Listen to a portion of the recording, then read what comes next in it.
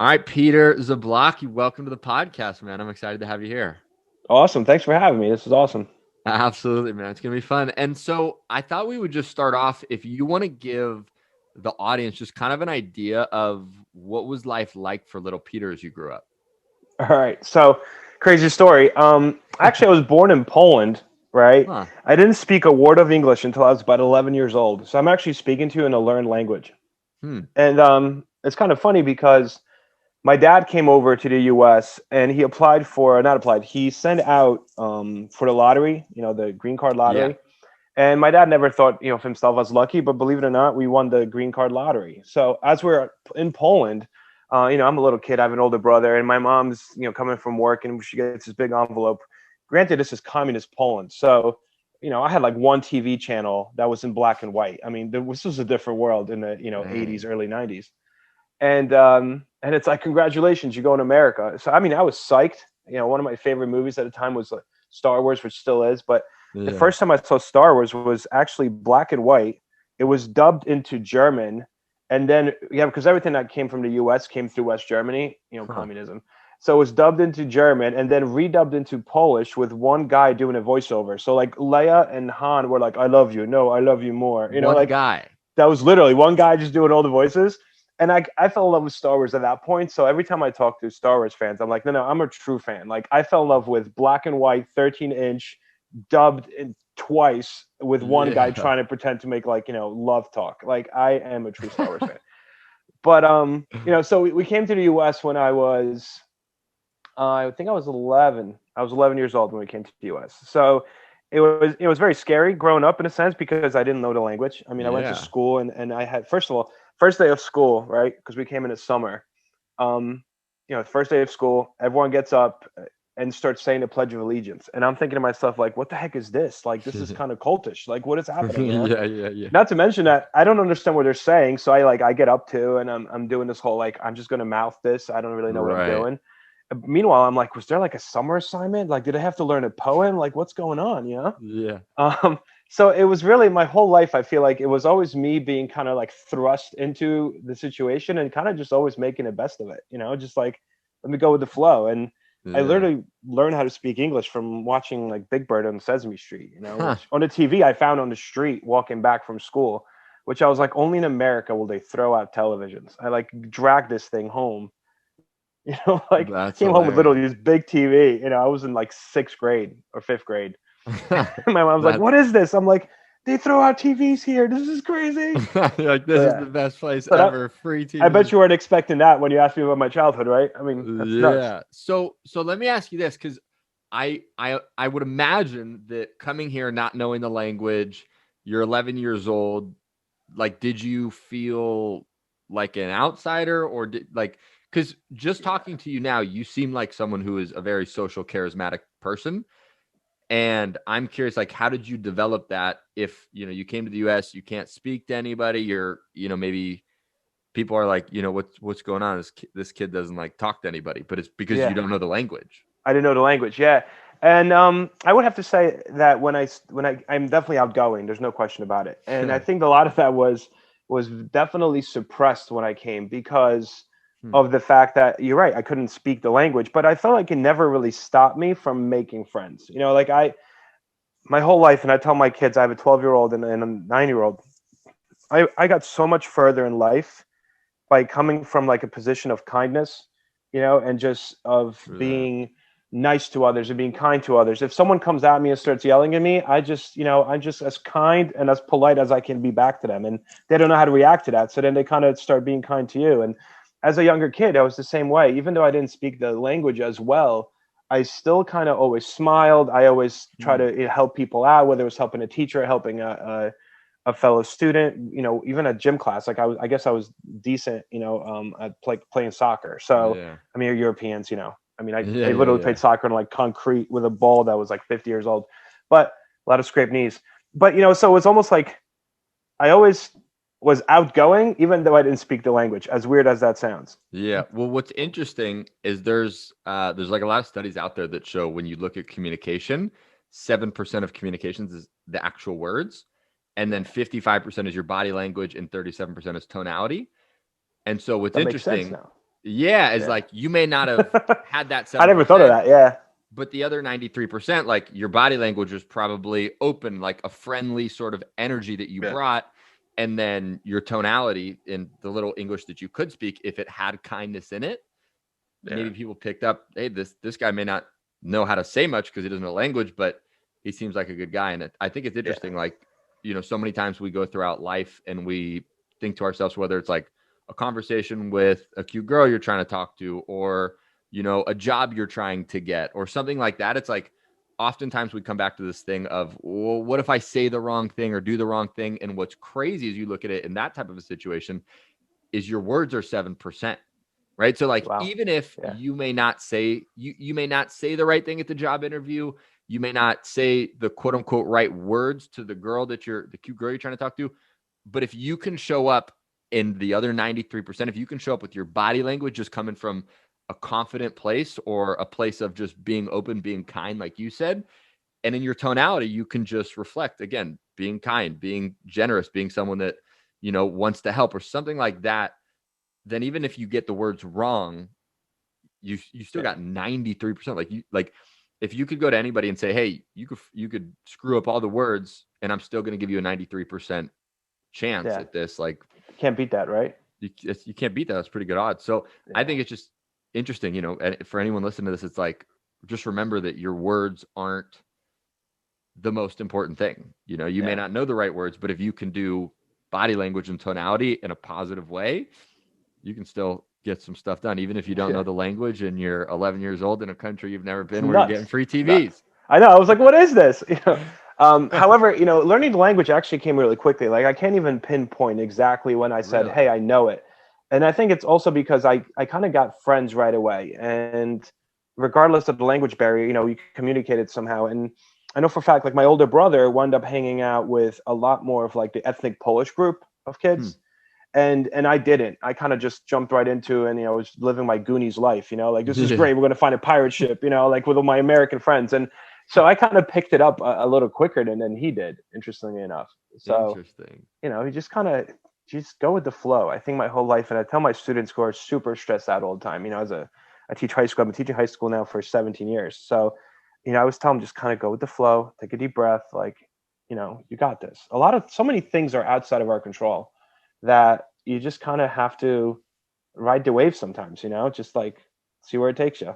Yeah, I'm a big fan. Like just even keel. Like just, Yeah. it's like, because it's so easy. And I think kind of we're in the society too of just being so reactive. And especially with like COVID here, it's like this thing's going, that person died, it spiked over here. It's like there's so many things that just are going to get your emotions just going wild.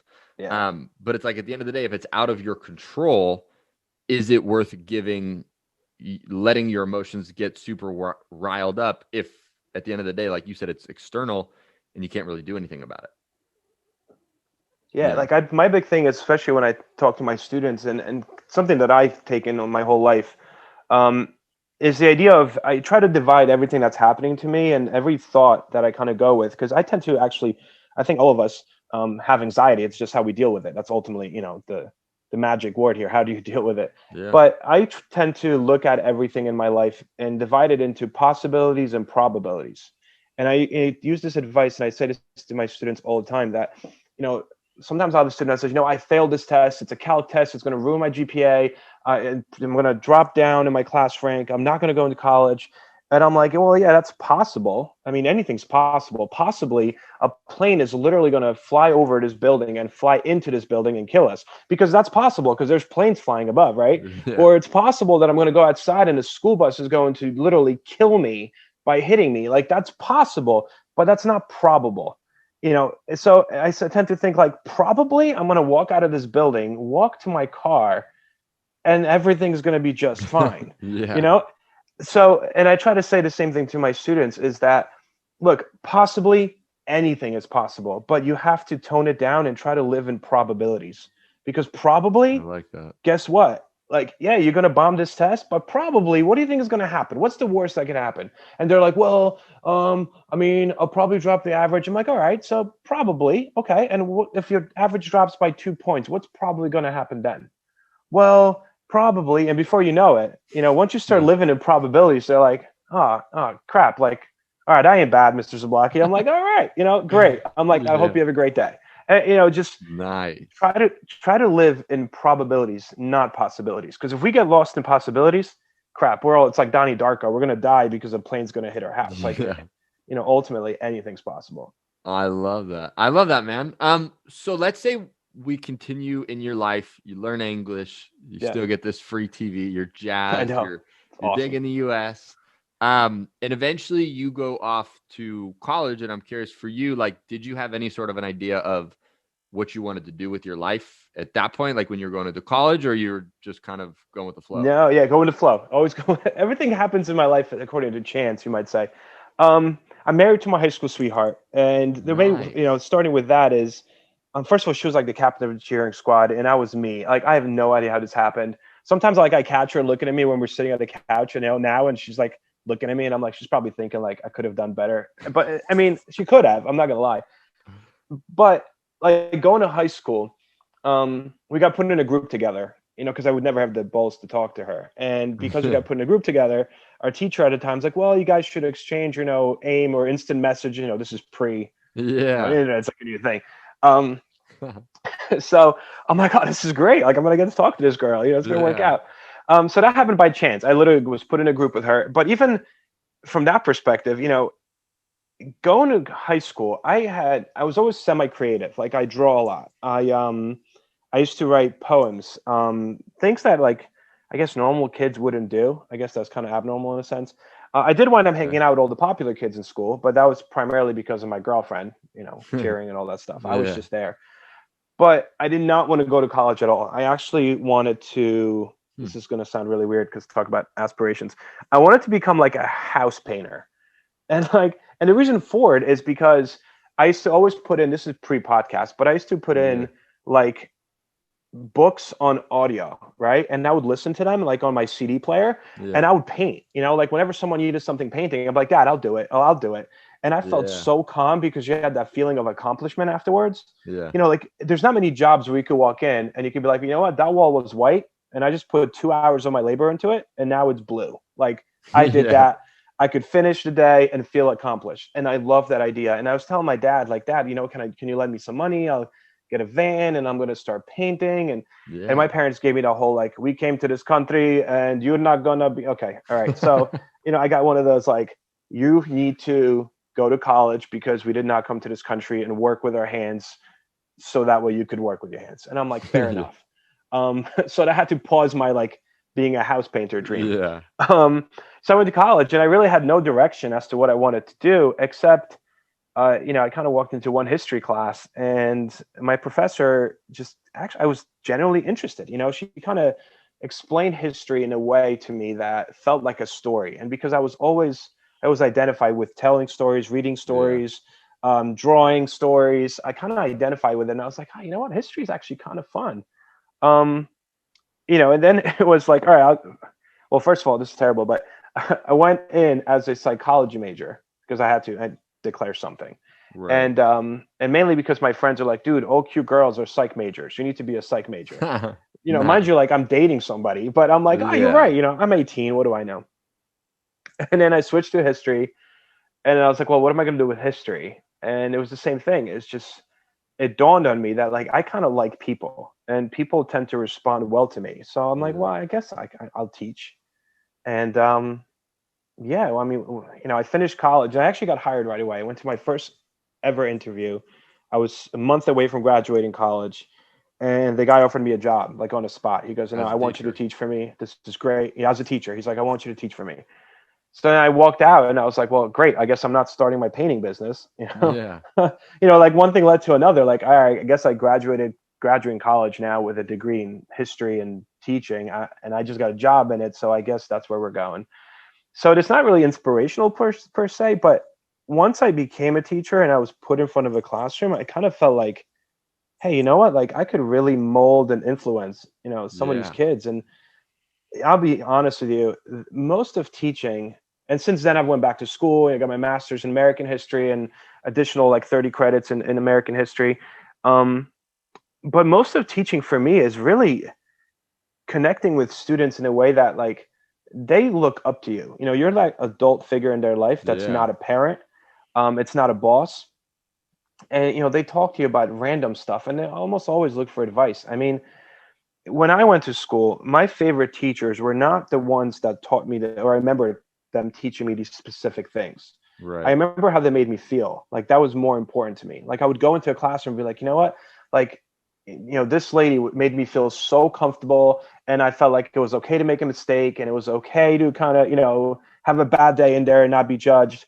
And I took that as a philosophy, as a teaching philosophy when I became a teacher. That Yeah. look, they may not remember when Washington crossed the Delaware because at the end of the day, that doesn't matter, you know. Yeah.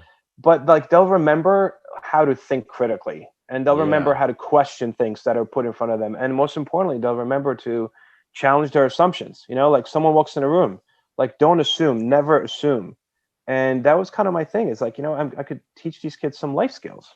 And the older Right. I get it's so funny because everyone's like, "Oh, you're so wise," and I'm like, "No, I'm not." Like, I literally play my Nintendo Switch when I get home. You know, like that's not Yeah. even a cool system. Like that's not even the cool system. You know, I don't know. Yeah. That's so real though. It's true. It's like when you go back, at least for me, same. It's like the teachers that I liked in high school and elementary school. It's like they were the teachers that were just like personable. They were real. Yeah, They weren't just like come in and we're going to teach you this and make sure you get an A and that's going to get you to the next point. They were the ones that like whether you had an A, B, C, whatever D, yeah, um, they like cared about you and they yeah, not even as much they cared about you to help you get the A. Obviously, they cared about that, yeah, but they also cared about you outside of that. And I think kind of one interesting thing too is like as you take that throughout anywhere you go in your life, it's like ultimately people want to know that you care about them, right? yeah, And like anything you're doing in your life, whether you're trying to figure out your life, whether you're trying to get this new job, it's like one piece of advice someone gave me once. I used to work at Vans, the shoe company, and I yeah, got hired for this role that was like not really my specialty or like expertise or anything. And I asked them one day, I was like, what, like, why'd you pick, like, why'd you pick me? And they were like, part of hiring someone is asking yourself as the hiring person, could I spend every single day working next to this person? And it's like, yeah, you could have the smartest, most articulate, genius person, but if at the end of the day, you don't want to be around that person 8 hours a day, you're going to pick the other person that's maybe a little less incompetent, but they're a great personality. They're someone that, makes you feel good. yeah. So I think kind of like just in the teaching world, it's like that translates into everything. Like if you can show people that you care, that you are genuine, like and genuine being a key there, genuinely interested in them and what's going on in their life and just how you can support them, like it will take you leaps and bounds further in any area of your life no matter what you're applying it to. And it's also amazing in today's world because of social media. And I mean, I have students that reach out to me that I've taught years ago, you know, like 10, 15 years ago, that Really? just find me on Facebook and they're like, "Hey, Mrs. Blocky, how's it going?" You know, like Yeah, I just wanted to say hi. I just want you to know I'm married now. Like I'm like, this is great. Like it's that's neat wild. because, you know, my old teachers, you know, that was a little different time. And now they can, you know, my students can actually reach out to me and Totally. kind of keep me updated, which I think is really, really neat. So, Yeah, and like you especially get when they're like, "Oh, you remember this thing you did that one time?" And it made me feel so good. And it was so awesome because you told me not to worry about something. And I don't even remember that, to be yeah, honest with you, for at sure. all. But it's just kind of neat. Those are like the moments, the teachable moments when you're just like, all right, like that's why I do this. Like Yeah. there is It a reason for this. Yeah, even in like the small little moments where you weren't trying to change someone's Yeah, no life or idea. make a big impact, those were some of the moments that those They people message remember. you about now. Yeah. Yeah, which is crazy. I mean, I get like the drunk ones too, like the 3 a.m. long email. You know, like remember when we talked about Plato and philosophy, Mr. Zablocki? So I'm thinking, and you could see like this person is so drunk right now. It's like 2 a.m. and I'm like, oh, all right, they're living a college life. All right, good for you. Yeah. Like what? Get a Oh, message it's the insane. next day. Sorry about that message I've gotten last those. night. Yeah, like my bad. Maybe Yeah. we could like grab some lunch when I get back and break. Yeah. I'm I like, love it. So what would you say? Because like you said, like they're coming to you for advice and guidance and a little bit of life wisdom and all those things. Like, what would you say is like one or two of the most common pieces of advice you give them when it comes to anyone that comes to you and is just like trying to figure out their life?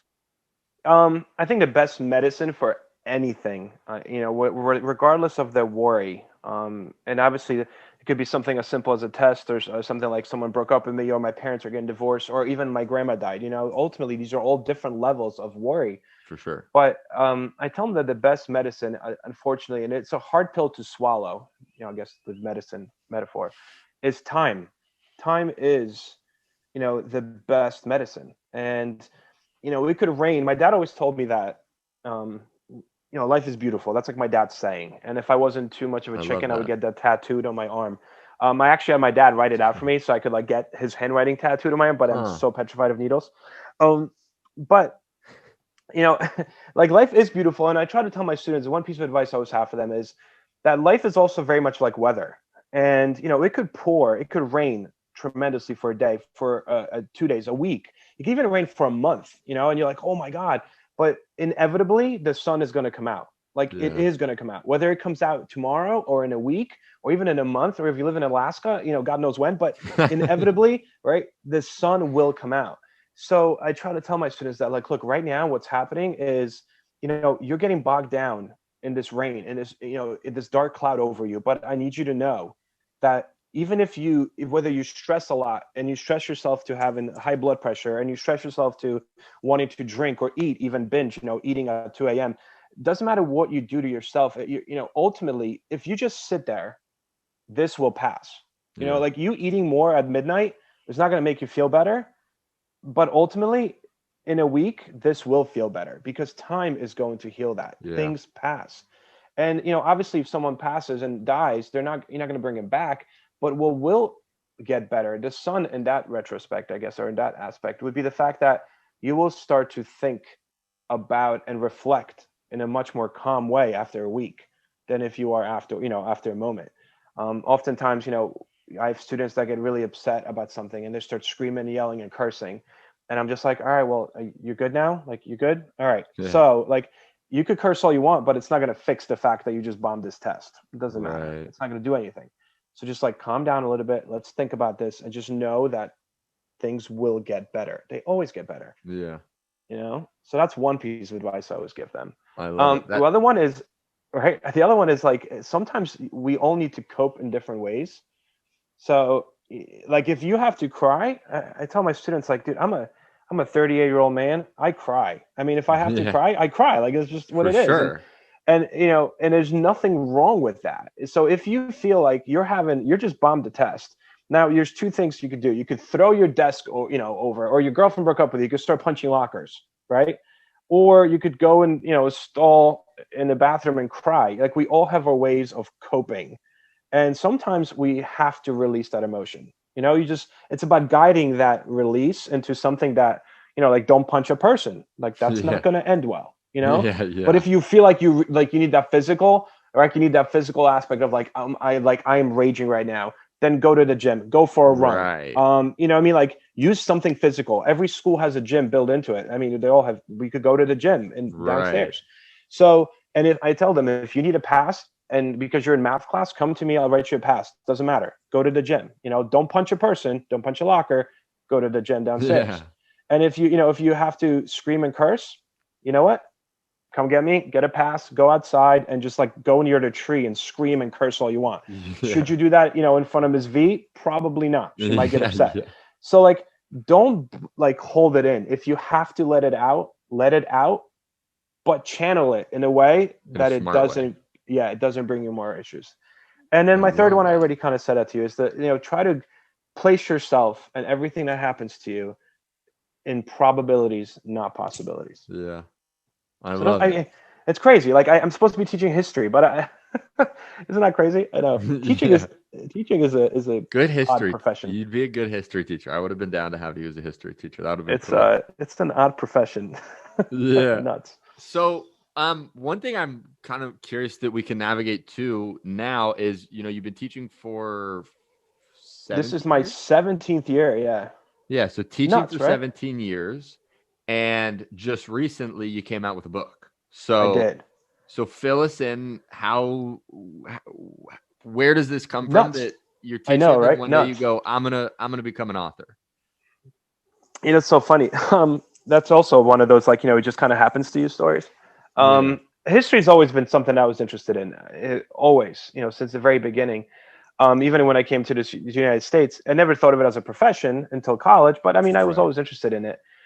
And I basically emailed my local museum in my town, and I said, in the local historical society, I'm like, hey guys, I have a little bit of background in history. At that point, I already had my master's in history. It was like 3 years ago, and I'm like, if you guys need help, like sorting things, like I want to volunteer.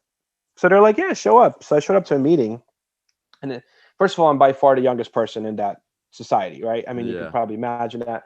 They're like, boom, boom, who's voting, who's against, who's for it, boom. Like within 5 minutes, I was voted in on the board for 3 years. And I'm like, well, I just wanted to like sweep the floors. Like, I don't even know what's happening.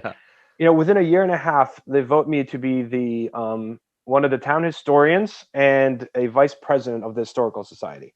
So now that's what happened. That's what I'm doing. I'm Yeah. volunteering my time for. And I decided that I was going to interview, sometimes people come into the museum like elder folks, and I decided I'm just going to interview some of these elder folks about, their memories of the town before they're gone, because, they leave very quickly this earth, especially when they're in the 90s. Yeah. And I'm like, you know what? I'm going to collect all the information I can about World War II in this town. And I did. I started basically going out and talking to people. And as you can tell, I don't have a problem talking to people. So Yeah. I kind of connected with all these old folks, that are like in their 90s. And I was asked, like, what's the secret to life? Yeah. I asked a D-Day guy. He's since passed. He actually passed away like 3 months ago, but I had great conversations with him. He was on the first wave on Omaha Beach on D-Day as a 16-year-old. He lied about his age. I mean, the Higgins boats, when the thing goes down and bullets are flying, he was there on that boat. Dang. And, he drove to meet me at 96. He's like, yeah, I mow my lawn. I don't like to ask people for favors. And I'm like, this is insane. Like, this guy does more at 96 than, my 12-year-old does. Yeah.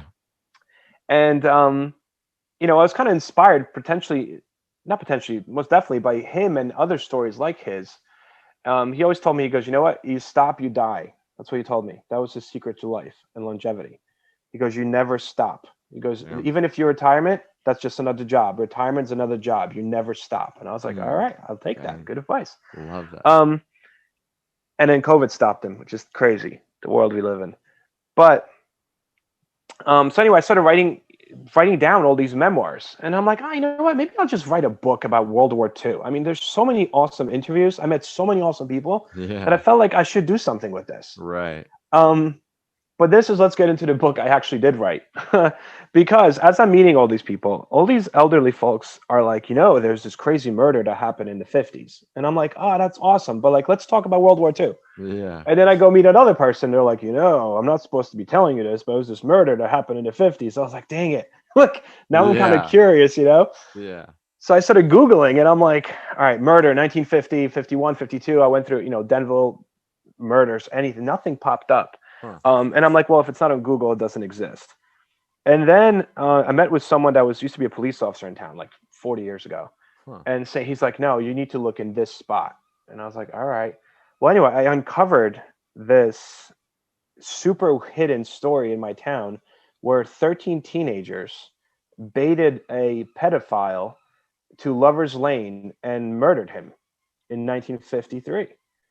And I'm like, holy crap. So now, not only that, it was completely hidden for 70 years, like suppressed, hidden. You don't talk Interesting. about it. The town doesn't know about it. And I'm like, oh man, like now I'm curious. So then I reached out to the prosecutor's office. They had to release the files to me. They were in some box somewhere off site because no one's seen them since 1950s. Yeah. So they sent me autopsy reports, pictures, everything else.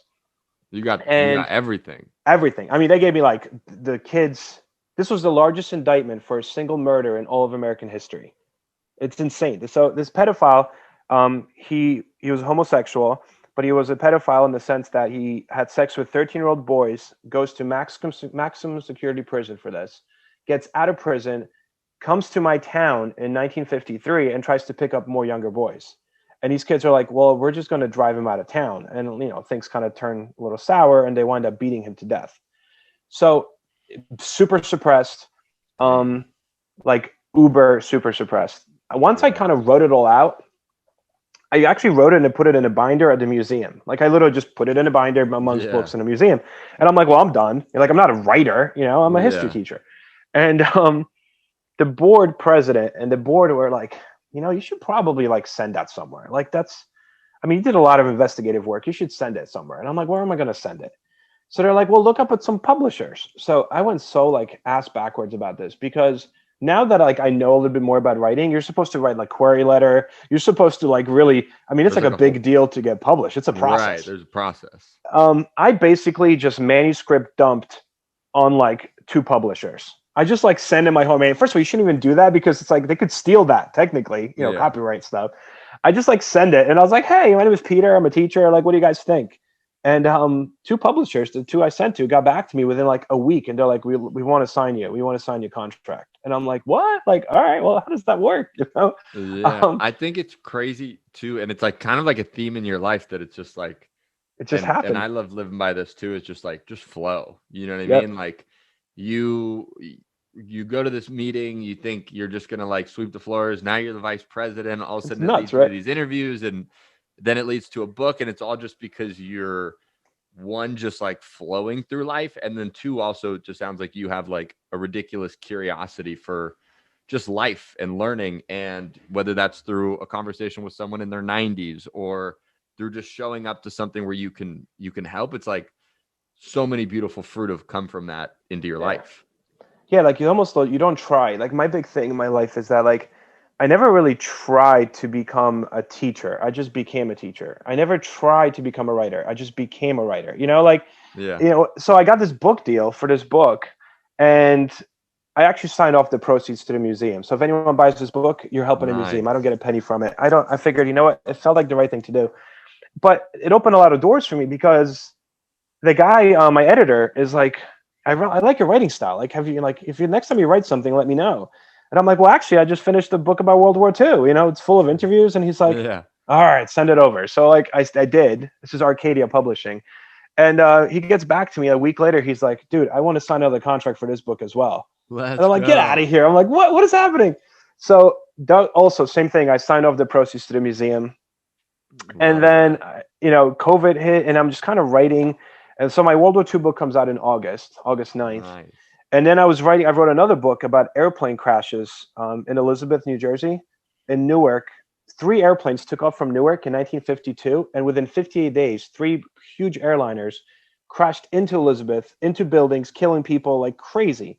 So I'm like, I'm just going to research this. So I wrote that as well. And I sent it to Arcadia Publishing, and they're like, dang it. Like, Got another all right, one. we'll sign this one too. So I have a 3-book deal now with Arcadia, Let's go. which is like insane because everyone's like, wait, so you're an author now? I'm like, I guess so. Like, Yeah. Of I don't know 3 how this books as works. well. Like, it's nuts, right?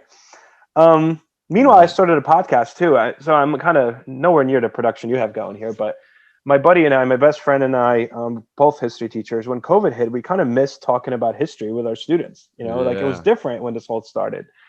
So we're like, dude, let's just start a podcast. Like we'll just BS about history. He's like, all right, let's do it. So we Yeah. started a podcast called History Teachers Talking. It's like out everywhere now. Yeah. But all of a sudden, like people started listening, and we're like, wait, what? Like we have an audience? Like people started emailing us. Our form between the 2 of us of teaching for so long, we have thousands of Right. students, like former students. So now we have like thousands of people like listening to us. And like what Yeah. like we gotta like up this production. Like, I'm literally sitting there like sipping on a beer while I'm trying to talk about the Donner Party. Like, okay, no more Yeah. of that. I'm gonna drink water and I'm gonna be responsible.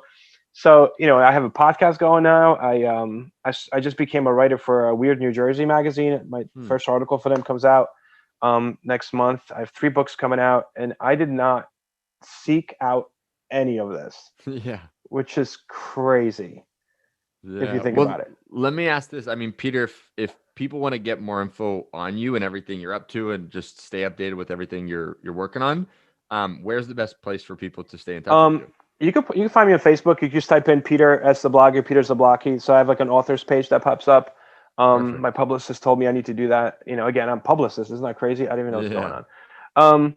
But yeah, and they could also find me or listen to my buddy and I talk about history at History Teachers Talking Podcast. Love it. You could actually go historyteacherstalkingpodcast.com. we're trying to be more legit. We're starting a website, Perfect. so it's And exciting. and we'll put all that in our show notes so people can get there nice and easily. Awesome. Last question, Peter, and we've kind of talked about this a little bit, but every guest I ask one question at the end because this show's about finding direction, but it's all about executing, like taking the action to find our direction.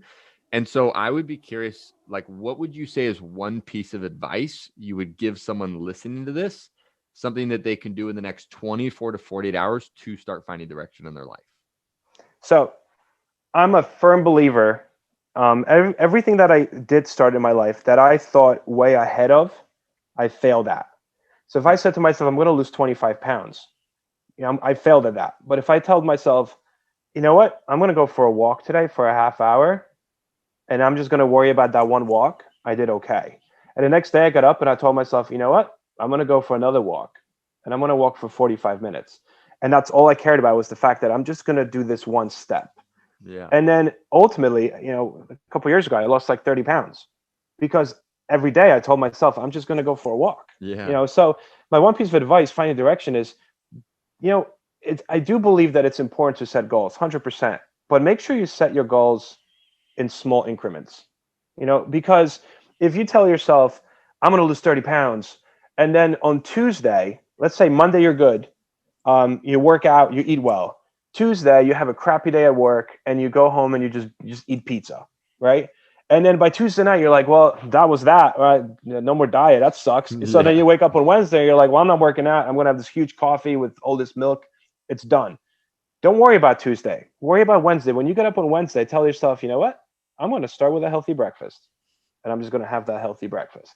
And don't worry about what happened yesterday. Worry about that Right. moment, baby steps, because in the grand scheme of things, 30 days to eat healthy is a long time. Like you're going to fall off the wagon once, Yeah. maybe twice. Yeah. But it's not about falling off because it doesn't ruin everything that came before it or anything that comes after it. You just reset the next day and you say, Yeah. today, I'm going to go for a walk for 30 minutes. And that's kind of how life works, baby steps. I love it. Awesome, man. Well, Peter, it's been fun, man. Your life is kind of zigged and zagged, and I appreciate you taking us through all of it and all the lessons along the way. And thanks so much for joining us today, man. I appreciate it. Awesome. Thank you so much for having me. Absolutely.